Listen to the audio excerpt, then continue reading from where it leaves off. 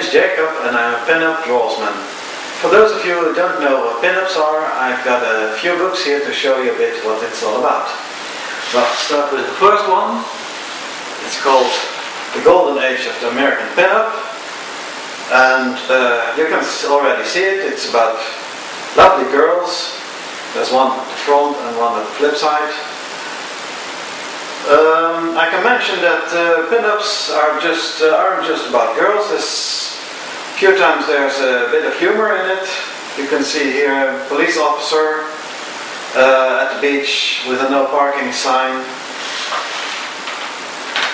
One of the best pin-up artists is Varga or Vargas. His real name was Vargas, but he worked also under the name of Varga. And he worked for the Playboy magazine in the 50s, the 60s and the 70s, and he made drawings like this. Very beautiful girls.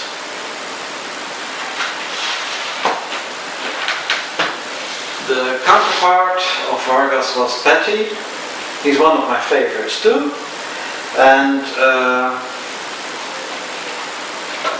I can show you his work here. Here's Patty himself with his daughter, who posed for him as a model from time to time. Here there are drawings and paintings he made, photos about his life. He also did a lot of publicity with the beautiful girls around it. Now here's Alphonse Mucha, or Alphonse Musha, however you want to pronounce his name. He's from Czechoslovakia. He worked at the start of the 20th century, and I think everyone has at least seen one of his works. His posters he made for the Sarah Bernard, who worked in Paris as an artist, as a player.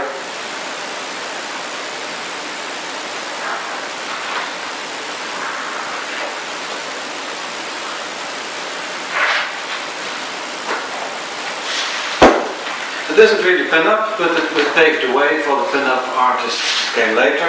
This is a book I bought in the 80s, 1980s. It's about Sorayama, I don't know, it's a Japanese artist.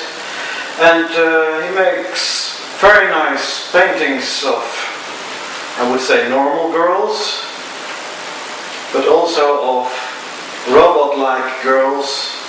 You can see here shiny metallic girls, but also normal girls with skin and bones and flesh and everything.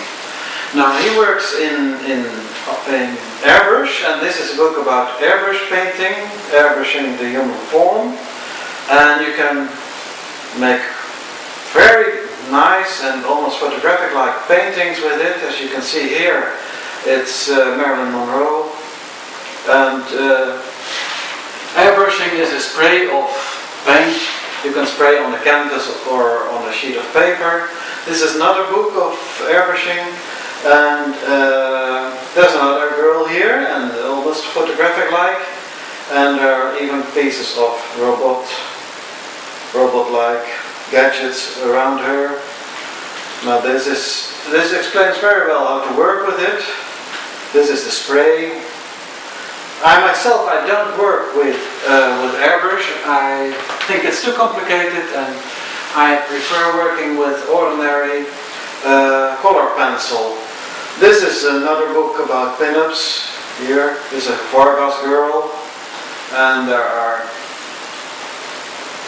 a lot of pin-up girls inside.